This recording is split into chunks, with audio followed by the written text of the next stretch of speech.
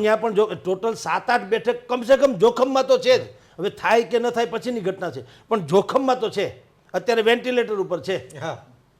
કાળિયો ઠાકર હવે મોકો આવ્યો છે. આ ત્રણેય સ્ટેપમાં CR પાટીલનો ગ્રાફ નીચે ગયો છે. એટલે બુદ્ધિપૂર્વક આમાં હુસ્યો, આપણી ભાષામાં હુસ્યો કરાવે એટલે બહવાનું ચાલુ કરી દે. પણ નવી સરકાર રચાઈ જાય પછીથી ગુજરાત ભારતીય જનતા પાર્ટીના સંગઠનમાં અને સરકારમાં બેયમાં ભયંકર ફેરફાર આવી રહ્યા છે. જો એ સેવા કરતા હોય તો તેના 10 જબામાંથી 6 જબા ન વયા જવા જોઈએ, 4 જબા ન રહેવા જોઈએ. ભાજપની અંદર દિલીપ સાંઘાણી, જયેશભાઈ રાદડિયા, આ મુદ્દા હમણાં ચાલુ છે, આપ જાણો છો. અંદરના વિખવાદ 3 દિવસથી વધી રહ્યા છે. ફક્ત મારો પ્રશ્ન એ છે કે આ વિખવાદો હતા જ કે ફક્ત આ ઇલેક્શન પૂરતા દબાવી દેવામાં આવેલા હતા, 1 વર્ષ પહેલાંના હતા, હવે બહાર આવેલા છે એવું છે કે હતું જ આવું બધું? ના, હવે પ્રકરણ પાર્ટ 2 શરૂ થઈ રહ્યું છે. ગુજરાતના ઇતિહાસમાં બહુ મોટા ફેરફાર આવી રહ્યા છે. એનો પાયો નખાણો છે અને એ પણ અંદર બુદ્ધિપૂર્વક કહેવામાં આવ્યો છે. એ પ્રમાણે પાયો નખાણો છે. તમારા સમયની પાબંદી છે એટલે હું ઇન શોર્ટ કહી દઉં. ઇફકોના ડિરેક્ટર તરીકે મેન્ડેટ આપ્યો છે બિપિનભાઈને ગોતાને, અને ફોર્મ ભર્યું છે જયેશભાઈ રાદડિયાએ. જીતે એમ તો જયેશભાઈ હતા, કેમ્પેન મત હતા. મેન્ડેટ આપ્યો એ અમિત શાહને ખબર ન હોય એવું બને નહીં. અમિત શાહને ખબર હોવા છતાં પછી જ્યારે જયેશભાઈને ઘરે મળવા જાય છે, જયેશભાઈને પૂછી લે તમે જીતી જાવ એમ છો? એણે કીધું મારી પાસે આટલા મત છે, તમે ચાલુ રાખો, તમે ચાલુ રાખો. વાત શું હતી કે મેન્ડેટ ભૂલથી બુદ્ધિપૂર્વક અપાઈ ગયો હતો CR પાટીલથી. કઈ રીતે કે આ અમિતભાઈના સંબંધી છે અથવા મિત્ર છે. કેટલાક એને સાડુભાઈ છે એમ કહે છે બિપિનભાઈ ગોતા, કેટલાક કહે છે સાડુભાઈ નથી પણ એના સંબંધી છે અથવા તો કંઈક પરિચિતમાં છે. પણ બિપિનભાઈ ગોતાને મેન્ડેટ આપવા પાછળ CR પાટીલનું જે રાજકારણ હતું એ બે હતું. એક તો રાજકીય ક્ષેત્રમાં તો CR પાટીલે જમાવટ કરી દીધેલી, સહકારી ક્ષેત્રમાં આપણો એમ કે પગદંડો છે, હવે ભાજપ કે એમ થાય અમારા મેન્ડેટને આપવાને આમને તેમ. નંબર 1. નંબર 2, અમિતભાઈને ગુડબુકમાં એવા માણસના નામે મેન્ડેટ આપી એટલે એમાં અમિતભાઈ વાંધો તો લે નહીં. એટલે એક તો એ ચાલ્યું. અમિતભાઈના સંબંધી હોવાને કારણે કદાચ સામે કોઈ ફોર્મ નહીં ભરે અને જો બિપિનભાઈ જીતી જાય તો આ CR પાટીલનો પાછો ગ્રાફ વધી જાય ને ગુડબુકમાં. આવી બધી મનસાને કારણે એણે બુદ્ધિપૂર્વક મેન્ડેટ આપ્યો. એ મેન્ડેટથી આ લોકોને અંધારામાં રાખ્યા અને અંતે શું થયું, એની કિરકિરી થઈ. હારી ગયા, જીતી ગયા જયેશભાઈ જીતી ગયા. અહીંથી જ્યારે જયેશભાઈ ચૂંટણી માટે થઈને ગયા પોતાના સદસ્યો લઈને 98 સદસ્યોને 3 બસ ભરીને ગયા, ત્યાં જઈને જીતી ગયા. એ બસ ભરીને ગયા, એની સાથે મોહનભાઈ કુંડારિયા, એની સાથે દિલીપભાઈ સંઘાણી પણ હતા. જો બગાવત હોય તો આ 3 જણા હારે જાય ખરા? નહીં. આ બુદ્ધિપૂર્વક ગયા છે. દિલીપભાઈને એ લોકોએ જયેશભાઈને જીતાડ્યા, જયેશભાઈને વળી પાછા દિલીપભાઈ જીતાડ્યા, બધું સામે થઈ ગયું. વાત પૂરી. પાર્ટ 2 શું છે એ તમને કહું. અત્યારે એક તો પરસોત્તમ રૂપાલાનો વિવાદ ખાળવામાં ભારતીય જનતા પાર્ટીની સરકાર અને સંગઠન નિષ્ફળ ગયું, હકીકત છે. નંબર 1. નંબર 2, CR પાટીલ જેના ઉપર મુસ્તાક છે અને જેને કારણે એ પ્રખ્યાત છે, એ પેજ પ્રમુખથી માંડીને માઇક્રો પ્લાનિંગ સુધીની વાત કહેવાય છે કે એ મતદાનમાં તમને 3જી વખતે હેટ્રિક કરાવી દેશે. 26 બેઠક 5-5 લાખની લીડથી. અત્યારે શું થયું, મતદાન જ પહેલાં તો ઓછું થયું, ભયંકર ઓછું થવાય. 10-12% ઓછું થાય કે જેવું તેવું ન કહેવાય.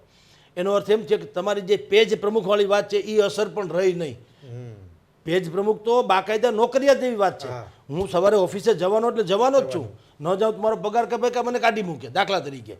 તો તમે પેજ પ્રમુખ જે છે એ ભારતીય જનતા પાર્ટીને કોન્ટેક્ટવાળા સક્રિય સદસ્ય છો. એ પણ ન ગયા તો જ મતદાન ન થયું, એ તો સ્વાભાવિક થઈ ગયું, કન્ફર્મ.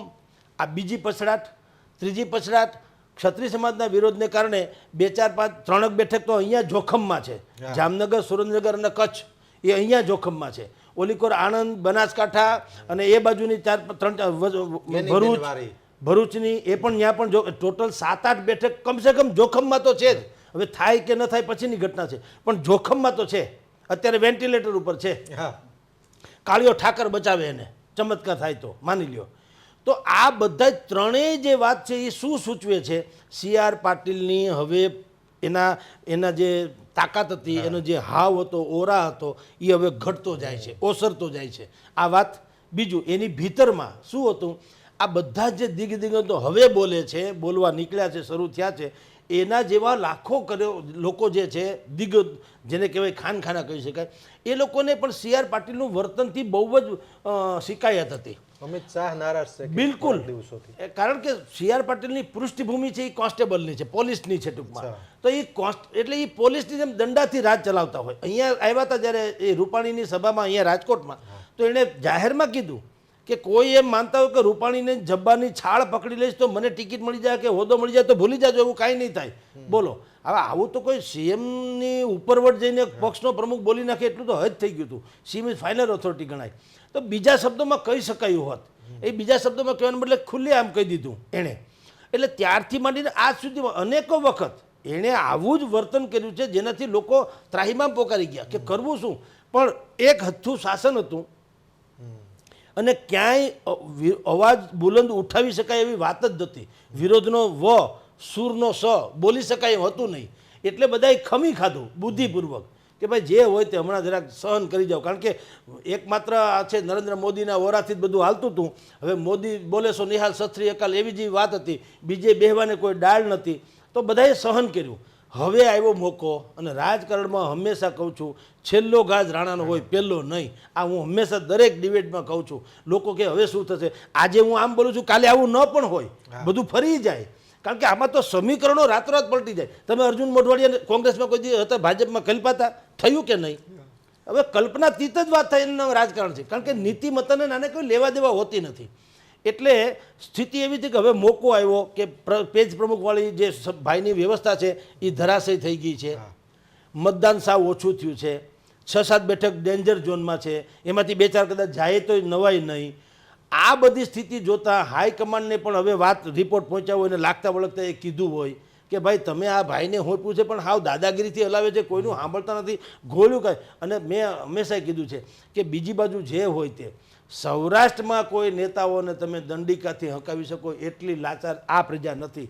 કારણ કે આપણે તો અહીંની ખુમારી ને ખેરિયત બેય તમે જુઓ, ખેરાત અને ખુમારી એ તો આપણી આ ધૂળમાં છે, સમજી લો, આપણા જીનેટિક સાયન્સમાં છે. એ કોઈની મોતાજી એટલી સહન કરી શકે નહીં. મર્યાદામાં રહ્યો તો બધી વાત સાચી છે, બાકી કોઈ ચાલે નહીં. એ મર્યાદા બહાર થતું હતું, એ બધાએ જ્યાં સુધી થયું ત્યાં સુધી સહન કર્યું. રાજકારણ હતું એટલે સહન કર્યું, મોદીના નામે સહન કર્યું. કારણ કે એ લોકોને પણ કેરિયર હોય બનાવવાની. હવે મોકો આવ્યો છે. આ ત્રણેય સ્ટેપમાં સી.આર. પાટીલનો ગ્રાફ નીચે ગયો છે. એટલે બુદ્ધિપૂર્વક આમાં હુસ્યો, આપણી ભાષામાં હુસ્યો કરાવે. હુસ્યો કરાવે એટલે ભહવાનું ચાલુ કરી દો, એટલે તમે શેરીના કૂતરા ભમે, બીજા લોકો ભાગી જાય. એમાં હવે હુરિયો તમે બોલાવો, બુદ્ધિપૂર્વક કરો, બળવો.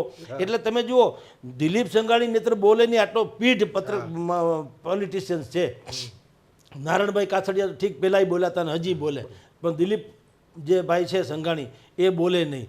ભાઈ જયેશ રાદડિયા છે એ ઓછા બોલે તો પણ એ બોલ્યા. અરે અરવિંદ લાડાણી જેવા બોલી નાખ્યા. એણે પત્ર લખ્યો જવાહર ચાવડાએ મને મદદ નથી કરીને, એના માણસોએ અમારી વિરુદ્ધમાં કર્યું, સંગઠનમાં કાંઈ દમ નથી. ને હજી કાલ તો ઉઠીને હાલ્યા આવ્યા છે ભાજપમાં, કોંગ્રેસમાંથી. તો આ બધું જે છે ને એને કાર્ટીજ કહેવાય રાજકારણમાં. બુદ્ધિપૂર્વકની એક સાંકળ કહેવાય કે હુરિયો બોલાવો, તમે ચાલુ કરી દો. હવે આ જ પ્રમાણે હુરિયો શરૂ થયો. હજી એમાં 2 ઉમેરાતા જશે, સમજી લ્યો. સી.આર. પાટીલને કંઈ હવે બોલ્યા જેવું છે નહીં. ન કરે નારાયણને રિઝલ્ટ આ તો સારું છે, કદાચ 26 જીતી જાય તો હજી સી.આર. પાટીલ બચી જાય. બીજી રીતે કહું તો પણ માની લ્યો કે જે અત્યારે પ્રિડિક્શન કરવામાં આવી રહ્યું છે કે 6-7 બેઠક કદાચ ગુમાવે એમ, કદાચ, અથવા તો ડેન્જર ઝોનમાં તો છે જ, માંડ જીતે, તો સી.આર. પાટીલને બુદ્ધિપૂર્વક કહેવામાં આવે કે આપને અમે કોઈ સારી જગ્યાએ, બીજી જગ્યાએ તમારી સેવાની લાભ લેવા માગીએ છીએ, તમારી કુને જે છે એમ કરીને પણ એને બુદ્ધિપૂર્વક ખસેડે. એટલે હું કહું હવે પાર્ટ 2 શરૂ થયું, એનો આ પાયો નખાણો છે. આફ્ટર ઇલેક્શન 4 જૂને પરિણામ આવશે. પછી 2-5-10 દિવસમાં જે કાંઈ થાય તે નવી સરકાર જ્યારે શપથ લઈ લેશે, કેન્દ્રમાં નરેન્દ્ર મોદીની આવે કે ગમે એની આવે, પણ નવી સરકાર રચાઈ જાય પછીથી ગુજરાત ભારતીય જનતા પાર્ટીના સંગઠનમાં અને સરકારમાં બેયમાં ભયંકર ફેરફાર આવી રહ્યા છે. બરાબર.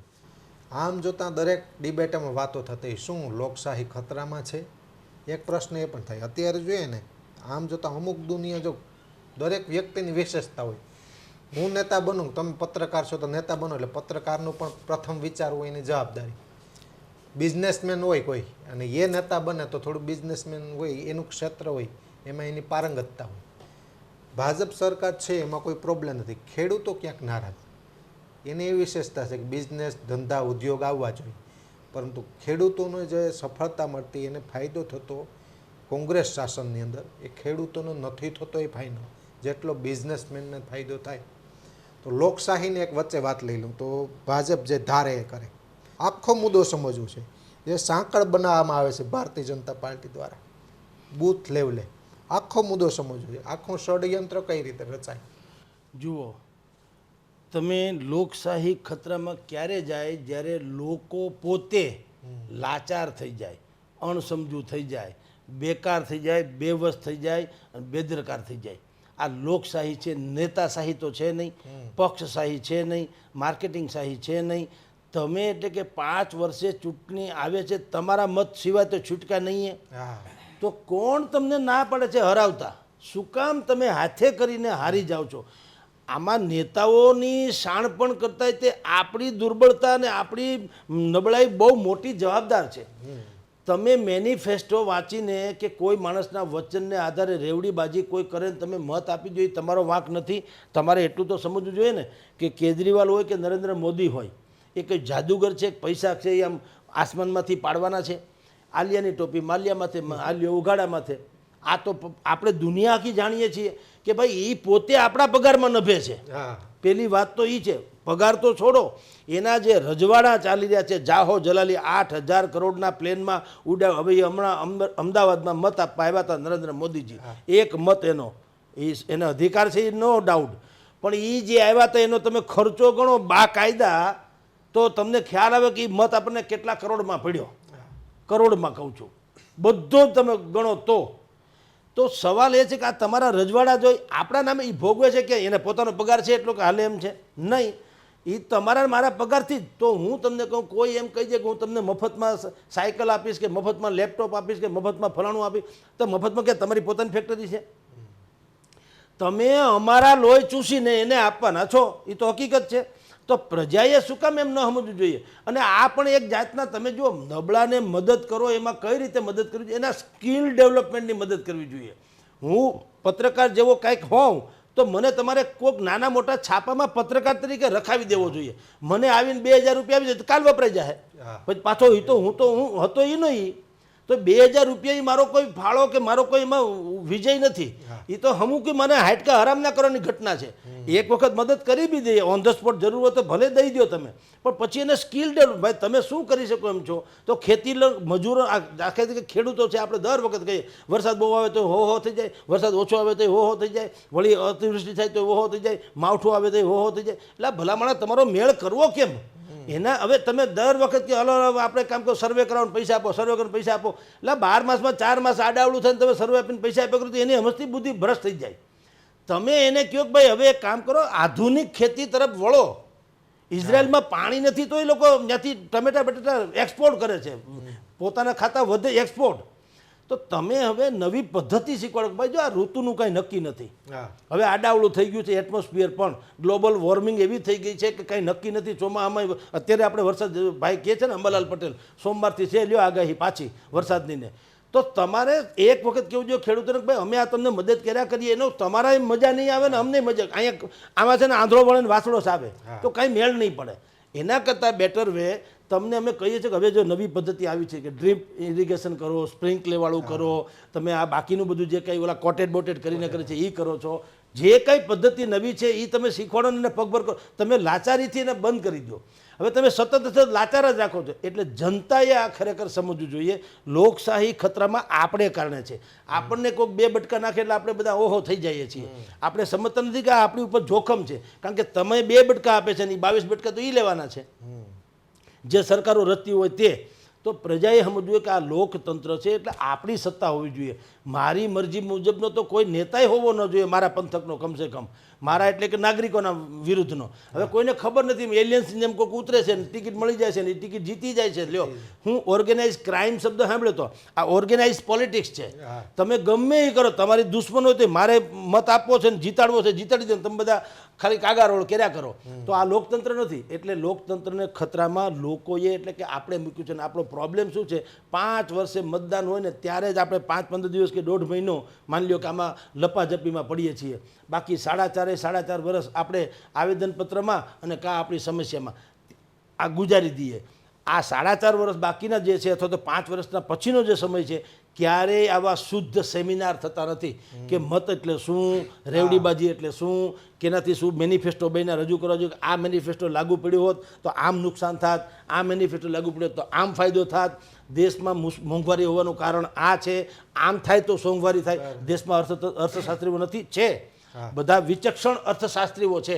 એ લોકોએ જાહેરમાં આવી રીતે માર્ગદર્શન આપવું જોઈએ પ્રજાને કે હવે મત આપો ત્યારે જો કોઈ આમ કે તો ભોળવાતા નહીં. આપણે અહીંયા એવું તો કાંઈ છે નહીં, કુથલી સિવાય કોઈ ધંધો નથી. પરસોત્તમભાઈનું શું થાય, ક્ષત્રિય સમાજનું શું થાય, પરસોત્તમભાઈનું શું થાય, ક્ષત્રિય સમાજનું શું થાય. એટલે ભાઈ ચૂંટણી દેશની છે, પરસોત્તમભાઈની ક્યાં ચૂંટણી છે? પણ આપણે વાંધો આપણો છે અને આપણે વાંક કાઢીએ છીએ નેતાઓનો. તો તમે જો મૂર્ખ હોય તો કોઈ શું કામ મજા ન કરે. જગદીશભાઈ, ખાસ મેનામાં કેન્દ્ર બિંદુ હોય તો જ્ઞાતિવાદી રાજકારણ છે. વિશ્વ લેવલે વાતો કરે છે ફિલ્મી ઢબે નેતાઓ કે અમે જ્ઞાતિવાદ નથી કરતા, અમે તો 18 વર્ણના નેતા છીએ, તમામ જ્ઞાતિ અમારા માટે સરખી. પરંતુ આંતરિક રીતે તમે જ વિચારો છો, જ્ઞાતિવાદી સમગ્ર વર્લ્ડ ઇન્ડિયા નહીં, જ્ઞાતિવાદી ઉપર ચાલે. એનું કારણ એક, ટિકિટની વહેંચણી હતી ભાજપમાં, જોવામાં આવેલું કે નહીં, જ્યાં વોટિંગ જે જ્ઞાતિને આપવામાં આવેલી, ક્યારે એમ કીધું કે સારા વ્યક્તિ છે. તો મર્ડર કરેલા હતા, જેમણે મર્ડરના આરોપ હતા, કરોડોના કૌભાંડ હતા, તેમને ટિકિટ આપવામાં આવેલી. કારણ કે ઉપલા લે કંઈ લેવા દેવા જ નથી, એ તો જીતીને આવવો જોઈએ, એનાથી મતલબ છે એમને. જ્યારે ઇલેક્શનનો માહોલ હોય ત્યારે અમારો નેતા, અમારી જ્ઞાતિનો નેતા, એ નેતા એના માટે છાત્રાલય જ્ઞાતિ માટે ઊભી ન કરેલી હોય, ક્યારેય ઓફિસે ચા પણ ન પાયેલી હોય. એવો નેતા પણ હોય કે જ્ઞાતિ માટે એક નાનું કામ પણ ન કરેલું. કામની વાત તો બાજુમાં રહી, એના સમૂહ લગ્ન ઉત્સવ હોય કે અન્ય કાર્યક્રમોમાં પણ ન નેતા જતો હોય તો એમની જ્ઞાતિ એટલી અણસમજુ છે કે તેમને ખોબે ને ધોબે મત આપે. કહેવા એ જાઉં છું કે જ્ઞાતિવાદી રાજકારણ કે છે, વાતો કરે છે, વાસ્તવિકતા પાલન નથી થતું. પણ એમાંય તમને કહું વિજયભાઈ કે વાંક તો જે શ્રોતા વર્ગ છે એનો જ છે ને. મંચ ઉપર 10 જણા આવીને જે કાંઈ બફાટ કરે કે બરાડા પાડે, ઓડિયન્સ 10,000 છે. 10,000માંથી પેલી હરોળના જે 4-5 ફિગર્સ હોય ને એ લોકો એના લાભાર્થીઓ હોય છે સીધા. હું વિઠ્ઠલભાઈ રાદડિયાને કે જયેશ રાદડિયાને મત આપું ધારો કે, તો મારે તો વિઠ્ઠલભાઈ કે જયેશભાઈને એના સીધા સંપર્ક હોય છે. એટલે મને એ ક્યાંક મેળ કરી દે મારો, કાં મારા છોકરાને નોકરીમાં રાખી દે, કાં મને રાખી દે, કાં મને ક્યાંક 5% ભાગ આપી દે એના જમીન મકાનમાં, તો મારી જિંદગી સુધરી જાય. પણ હું જે કાસ્ટમાંથી આવું છું એ કાસ્ટના બધા જ લોકોએ સમજવું જોઈએ કે આમાં લાભાર્થીની સંખ્યા કેટલી. જે આ દાખલો મેં આપ્યો ભાઈનો, તો આપણે જયેશભાઈનો, પણ XYZ તમે કહો, જે મંચ ઉપર હોય છે, જો એ સેવા કરતા હોય તો તેના 10 જબામાંથી 6 જબા ન વયા જવા જોઈએ, 4 જબા ન રહેવા જોઈએ. જો સેવા જ કર, સેવામાં બમણું છે એવું સાંભળ્યું કોઈ દી? તમે સમજો, સેવાનો ગુજરાતી શું છે? ત્યાગ. તમે સમાજ માટે કંઈક કરી રહ્યા છો તો તમારી પાસે 4 વ્હીલ હોય તો તમારી પાસે 2 વ્હીલવાળા ના આવી જાય. ભાઈ મારે 4 વ્હીલ હતી પણ હું મારે એટલો બધો ખર્ચો થયો, રોજ મારે 8-10 જણા જમવા આવે, 5-50 ને ચા પીવડાવવી પડે, એટલે મેં ગાડી વેચી નાખવી. એવું થવું જોઈએ ને. એને બદલે 1000 કરોડનો હોય 10,000 કરોડનો માલિક બને, 500 કરોડનો 5,000 કરોડનો માલિક બને. તો તમે એટલે કે જે ઓડિયન્સ છે એને એ સમજાતું નથી કે ઘડી બે ઘડીની તાલીઓ કે મને કોઈ હાર પહેરાવી દે કે મારું કોઈક નામ લઈ લે, મારે શું કામ એનો ગુલામ થઈ જવું જોઈએ? એટલે જ્ઞાતિવાદમાં તો છે કે પાણીમાં રહીને મગર હારે વેર નહીં બાંધવાનું. એ હકીકત છે કે દરેક પક્ષના લોકો સમજે કે અહીંયા નૈકરા, ધારો કે પાટીદાર છે કે ક્ષત્રિય છે, બ્રાહ્મણ છે કે રઘુવંશી છે, એટલે 100% એમાંથી આપવું પડે. એટલે એ શું કરે છે, એ એવા લોકોને ટિકિટ આપી દે છે કે જે એ ભાઈ જે છે, જે દાવેદાર, એ પક્ષને પૈસા આપી દે ધારો કે, અથવા તો કોઈ પણ રીતે એને સામ દામ દંડ ભેદ જે રીતે મદદરૂપ થાય એમ. સારાને નહીં, પક્ષ માટે સારા ને, સમાજ માટે નહીં. તો સમાજે એમ નક્કી કર્યું છે ભાઈ જગદીશભાઈની ટિકિટ લાયક નથી, ભાઈ સોરી, તમારે અમારા સમાજમાંથી જો અહીંયા ટિકિટ આપી તો આ ફલાણા ભાઈને આપો.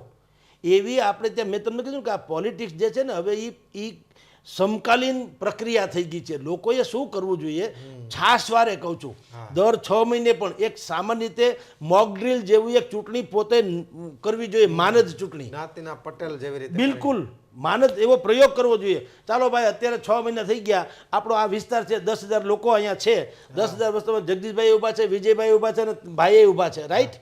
હવે 3માંથી કોને મત આપો ખબર તો પડે ક્યાં કેટલામાં છે એ.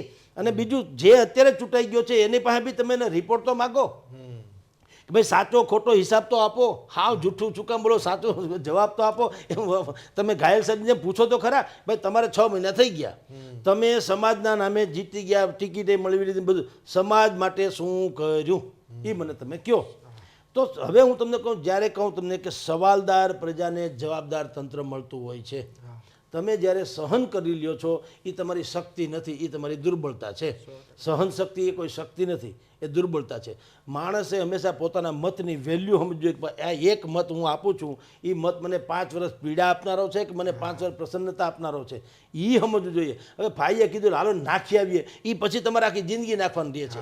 એટલે લોકોની જાગૃતિ, મેં કીધું આઝાદીના 75 વર્ષ છે, આઝાદીનો વર્ષ એ આઝાદી કાળમાં ગયું છે, આપણી આઝાદીનું પર્વ એ ગયું છે 75 વર્ષમાં. નાગરિકો હજી પરિપક્વ થયા નથી, લોકશાહીને અનુરૂપ એવા એ નાગરિક મજૂરી જ કરે છે. અમે તો એવા પણ જોયેલા છે, ડિબેટમાં જઈએ લોકોના રિવ્યૂ લેતા હોય. જગદીશભાઈ ખાસ આ લોકો માટે ટકોર કે પોતે મજૂરી કરે છે, નાની મોટી આપણે કંઈક ત્રોપા વેચવાનું કામ કે અન્ય કોઈ પણ કામ કે જેમને 300-200 રૂપિયા મળે છે, તેમના દીકરા દીકરી અમુક ભણતા નથી, એની સમાજની છાત્રાલય નથી, હોસ્ટેલ નથી, છતાં કે અમારો સમાજનો ઈભો છે તેમને વોટ આપવાનો છે. પણ તમારો સમાજને, તમારા બાળકોનું તો એજ્યુકેશન આપવું નથી, એની વ્યવસ્થા થઈ નથી. આભાર આપનો સમગ્ર સંવાદમાં આવ્યા. ખૂબ ખૂબ ધન્યવાદ.